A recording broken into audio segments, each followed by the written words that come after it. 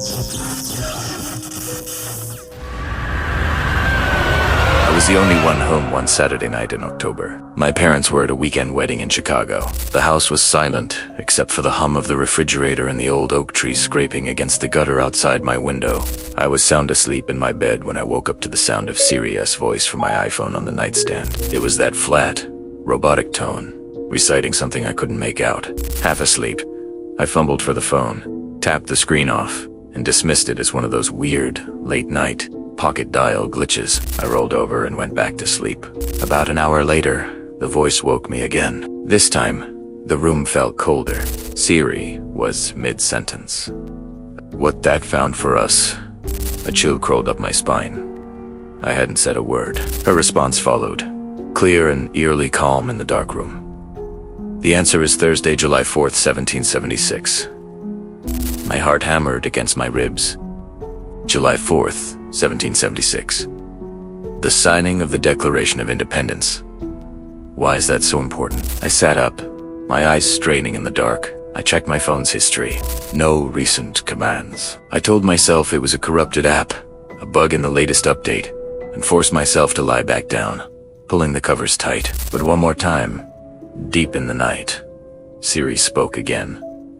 This time, the voice was crystal clear. The sentence she was responding to was, Ethan Alexander Reed.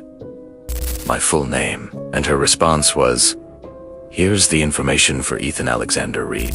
There was no information. Just that statement, hanging in the dark. It felt less like a glitch and more like an answer to an unasked question. Who are you? That was it.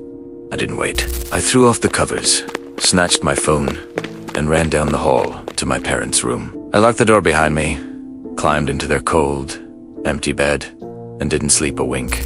In the morning, I factory reset my phone. To this day, when I hear the Siri chime, my blood runs cold. I still have doubts. Was it really just a glitch, or was something, or someone, using it to speak?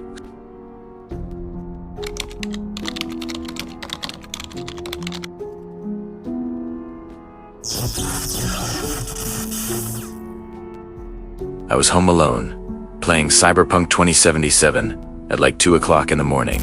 A brutal snowstorm was blanketing Albany, and my room was cozy, lit only by my monitor's neon glow. That's when a sharp, deliberate knock came at my window.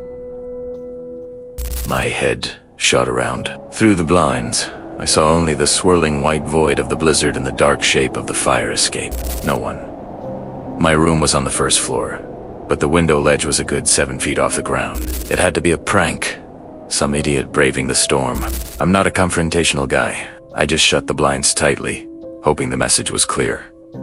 Not interested. Enough time passed that I got back into the rhythm of the game.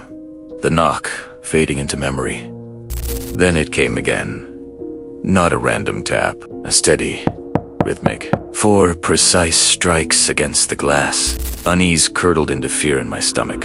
Why were they so persistent in a freezing storm? Against my better judgment, a horrible thought occurred. What if someone was actually in trouble? I muted my game. The silence was heavy. I slowly pulled back the blind an inch. Nothing but snow. Hesitantly, I unlocked the window and lifted it just a crack. A blast of icy air hitting my face. "Hello?" I called out, my voice thin. That was my mistake.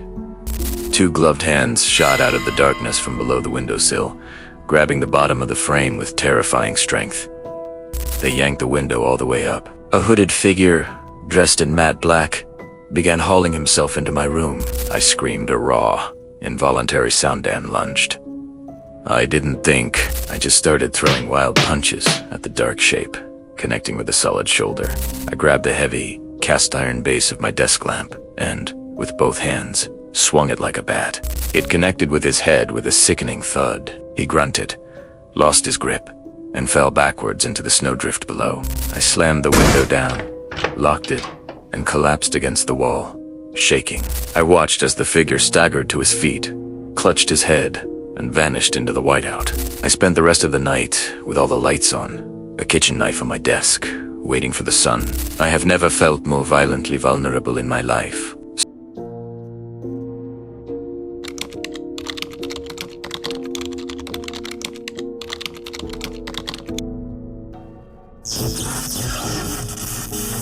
It was a sweltering summer day, and I was home alone, chilling on the couch, binge-watching a K-drama with the AC blasting.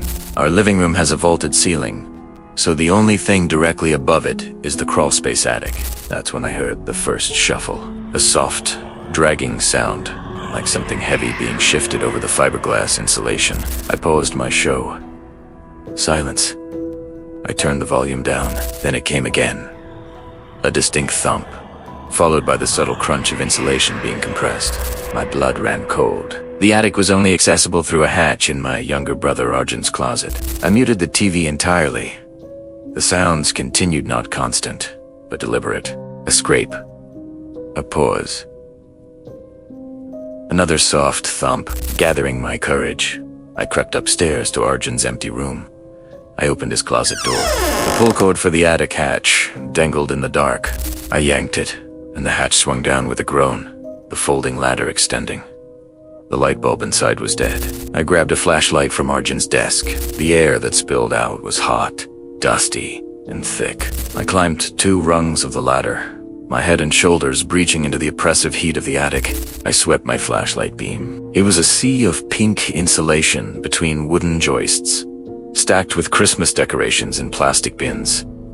Then I heard it directly to my left, the distinct groan of a weak floorboard, bearing weight it wasn't meant to hold. My beam swung toward the sound. I saw nothing, but then I heard the rustle of a thick plastic storage bag being brushed against. I didn't wait. I scrambled down so fast I almost fell, slammed the hatch shut, and sprinted downstairs to call my parents, my voice trembling. When my dad got home, he went up with a better light and a baseball bat. He found nothing. No animals, no footprints in the dust he insisted he'd laid last year, but he did admit the plastic on one of the bins was torn, like something had caught on it. I'm just eternally grateful it's Arjun's room, and not mine, connected to that dark, hot space. Me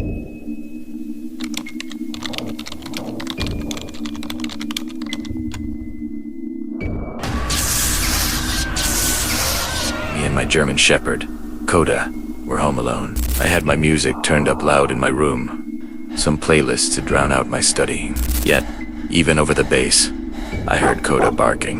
Not his usual squirrel, but a deep, non-stop alarm. I left my room and heard his claws scrambling down the uncarpeted basement stairs, the barking growing more frantic. Hey, anyone down there? I called out, flicking on the basement light. The chilly, concrete room was bare, just laundry and boxers in a perfect attack stance, teeth bared, snarling at the closed, painted shut door to the old boiler room. My heart leapt into my throat. "Hello," I called, my voice echoing. I knocked on the door. "Is someone in there?" Coda lost it. He launched himself at the door, scratching the wood, throwing his weight against it with furious barks. That's what decided it for me. If something was in there that could make my 90-pound dog this terrified, I did not want to see it. Come on. I pulled his collar, but he stood his ground, growling. I had to practically drag him, step by step, back up the stairs. Once in the kitchen, I slammed the basement door and locked the deadbolt, something we never did. When my dad got home an hour later, pale-faced, I made him check. He took his pistol from the safe. On his way to the boiler room, he called up to me, his voice tight. "Chloe, did you leave a ladder by the basement window?" "Nope, I totally haven't." He found the small, high basement window smashed open from the outside, glass scattered on the floor. A ladder from our backyard was propped against the wall beneath it. The boiler room was empty, but the back door to it, which led to the side yard, was unbolted from the inside. The police said it was likely an intruder, maybe looking to steal tools or copper piping, who got cornered by Coda's bargain. They told me I should consider myself lucky if Coda hadn't been there. If I had opened that door, I still get chills. My brave boy saved us that night.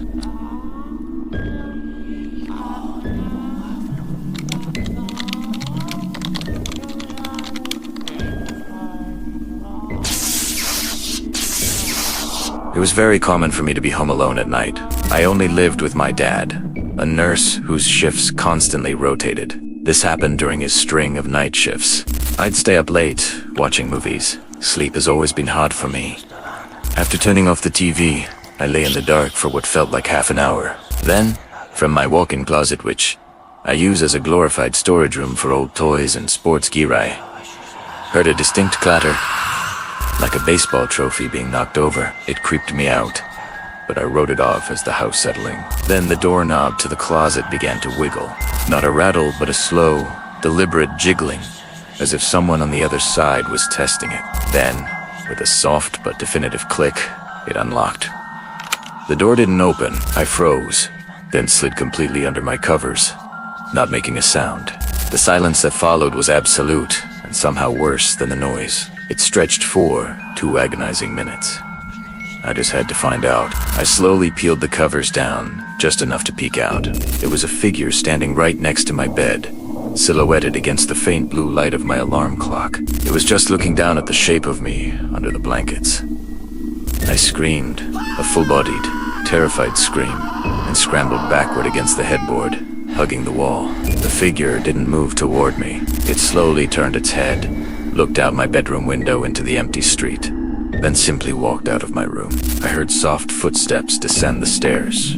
I stayed pressed against that wall for an hour, stuck in place. When I finally crept downstairs, the front door was wide open, letting in the cold night air. I locked it, called my dad in a panic, and didn't sleep a minute. The police found no fingerprints, but they did find muddy shoe prints on the carpet leading from the back patio door to my room. Someone had been inside, waiting.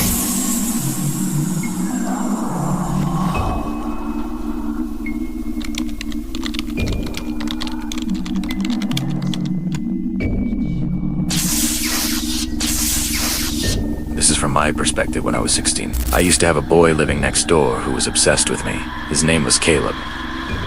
Every time I'd go outside to get the mail or shoot hoops, Caleb would materialize on his porch or in his yard, as if he'd been watching through the blinds, waiting.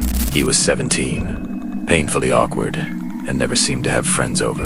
I tried everything, politely ignoring him. Short answers, even pretending to be on my phone. He didn't get the hint, so one afternoon, I finally mustered the courage to say, Caleb, I'm not interested. Please, leave me alone.